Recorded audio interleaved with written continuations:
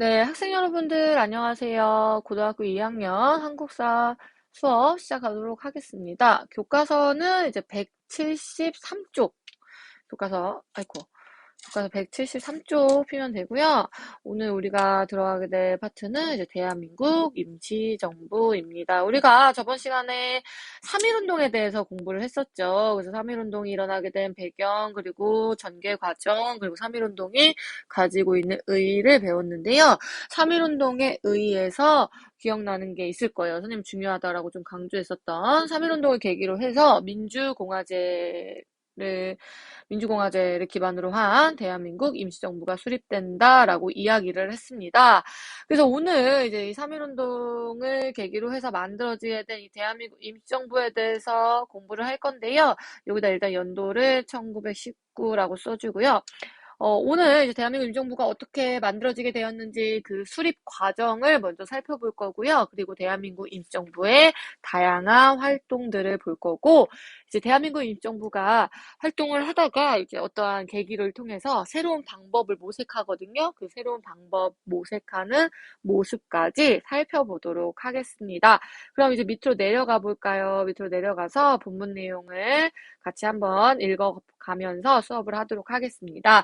우리 친구들 여기다 1번 하고요.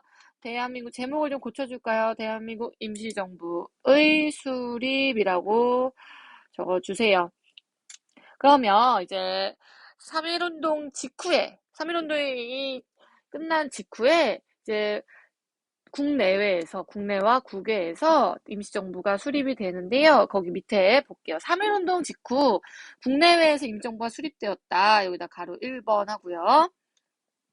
이 국내에 만들어진 임시정부는요, 연해주 지역에 있었던 연해주에서 대한국민의회, 그리고 상하이 지역에 있었던 대한민국 임시정부, 그리고 마지막으로 국내 경성에 있었던 한성정부의 출범이 선포되었다라고 이야기를 합니다.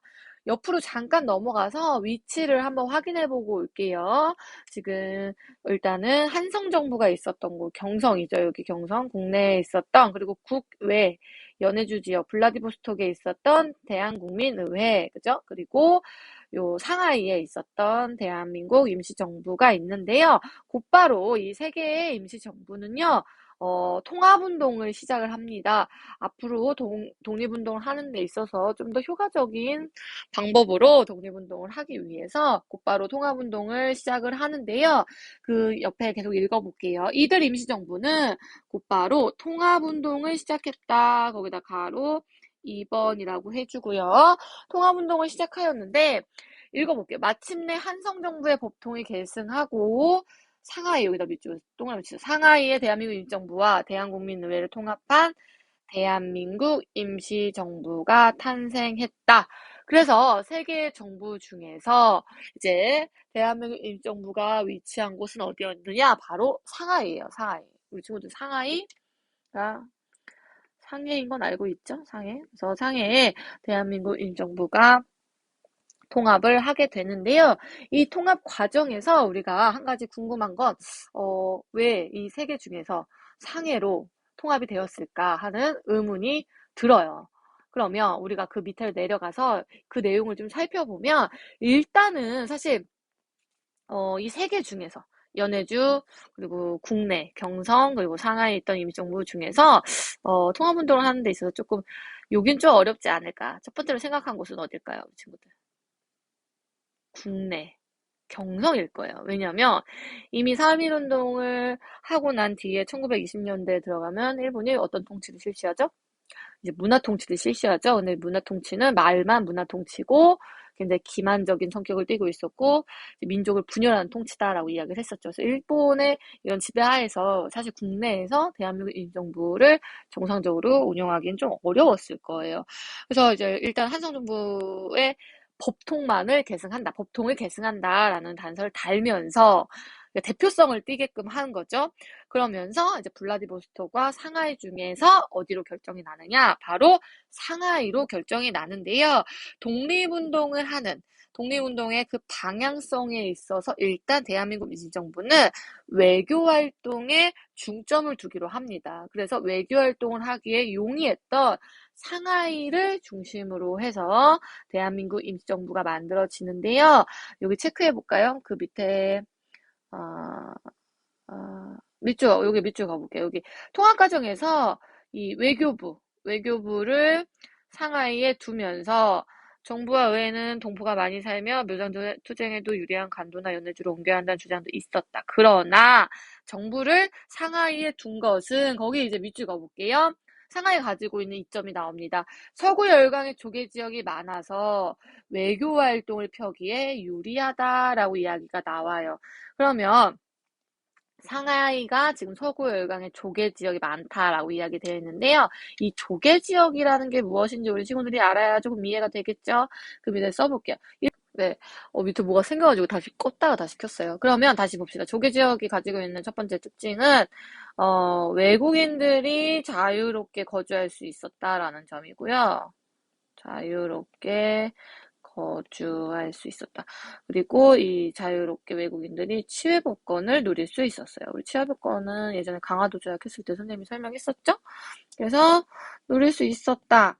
이 조개 지역에 외국인들이 많이 모여 살고 있었기 때문에 외교 활동을 하기에는 적합한 장소였다라는 걸 친구들이 좀 기억을 하면 좋을 것 같고, 또 이 상하이가 국내와 가까이 있기 때문에 독립운동 세력, 그리고 특히 국내 세력과 연락을 하기에는 용이했다, 편리했다라고 이야기를 합니다. 그 다음, 대한민국 임시정부, 그럼 상해로 통합된 대한민국 임시정부의 체제를 좀 먼저 볼 건데요. 체제 여기 색깔펜으로 할게요. 여기 구분이 중간에 좀 나와서 여기에다 가로 3번 할까요? 여기다 가로 3번. 초록 색깔로 할게요. 여기다 체제라고 써주고요. 일단 임시 대통령에는 이승만, 그리고 국무총리에는 이동희가 선임이 되었습니다. 그죠? 밑으로 좀 내려가서, 그리고 이 대한민국 임시정부는요, 여러 독립운동 세력이 함께 참여했다라는 게 좀 특징인데요. 거기다 써볼까요?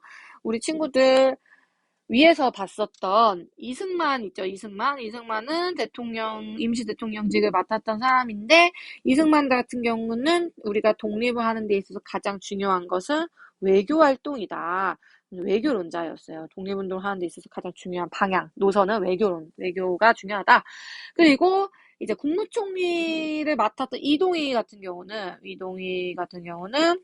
우리가 독립을 하는 데 있어서 너무 중요한 것은 바로 무장투쟁이다. 무장투쟁. 독립전쟁을 일으켜야 한다라고 이야기를 했고요.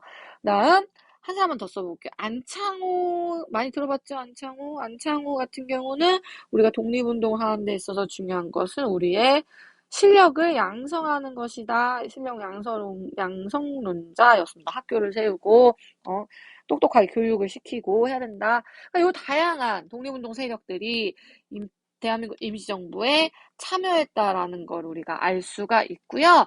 또 여러 계열 중에서도 이제 민족주의 계열 인사들 뿐만 아니라 사회주의 계열의 인사들도 이 대한민국 임시정부에 참여했었다라는 거 굉장히 중요합니다. 그리고 요게 사실 제일 중요하죠. 또 가면 4번. 최초의 민주공화제 정부였다라고 이야기를 하죠. 그래서 이제 왕이라는 게 존재하지 않죠. 황제, 이런 왕, 이런 게 존재하지 않고요. 이제 대통령을 중심으로 한 대통령 중심제 최초의 민주공화제 정부가 만들어지게 되었다. 그리고 오늘날과 같이 당시에도 동그라미 5번 삼권 분립의 원칙을 따랐는데요. 우리 친구들 삼권 분립의 원칙 1학년 때 통합사회 시간에 배웠는데 세 개의 권리를 나눠서 세우는 것을 우리가 삼권분립이라고 이야기를 합니다. 삼권분립은 세 가지 뭐가 있어요? 삼권분립.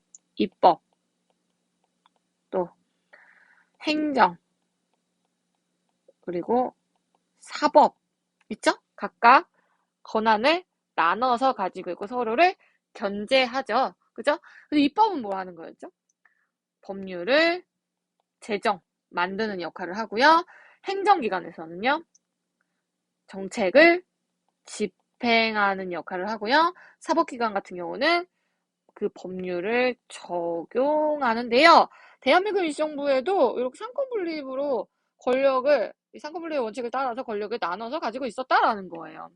그래서 그 옆에 체크해볼게요. 입법기구, 법을 제정하는 곳으로는 임시의정원이 있었고, 그죠? 행정기관으로는 국무원이 있었고, 사법기관인 법원이 있었다. 그죠? 현재 대한민국에 뭐 국회, 그죠? 국회가 있고, 행정부, 그죠? 청와대를 중심으로 한 행정부, 그리고 사법기관인 법원이 있는 것처럼 대한민국 임정부에도 이렇게 상권분립의 원칙을 따랐다라는 거. 제일 마지막 단락에는요, 그래서 이러한 대한민국 임정부가 가지고 있는 의의가 나오는데요. 이거 체크해 볼게요. 가로 4번, 요 교과서 제목이기도 한데요. 가로 4번 의의라고 쓰고요. 선생님 형광펜으로 좀 체크할게요.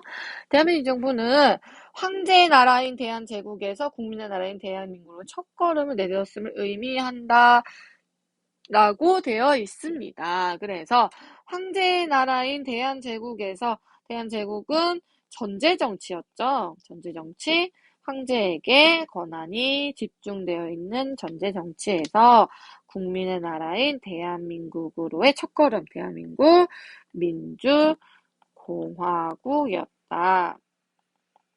최초의라는 말을 더 써주면 좋을까요? 최초의 민주공화국이 만들어졌다. 민주공화제 정부가 수립이 되었다. 만들어졌다라고 생각을 하면 될 것 같습니다. 그래서 여기까지 우리가 대한민국 임정부의 수립 과정을 한번 쭉 살펴봤고요.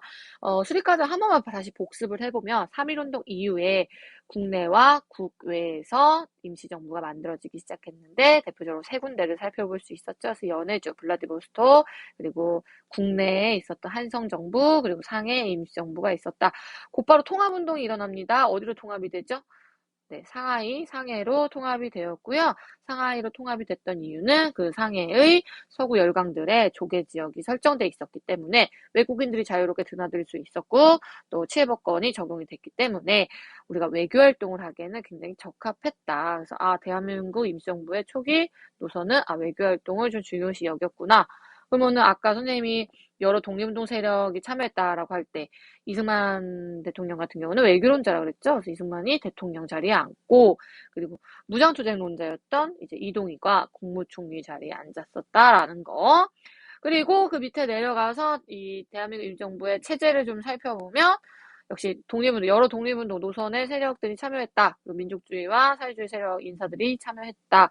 그리고 최초의 민주공화제였다. 그리고 삼권분립의 원칙을 따랐다라는 거 조금 기억하면 좋을 것 같습니다.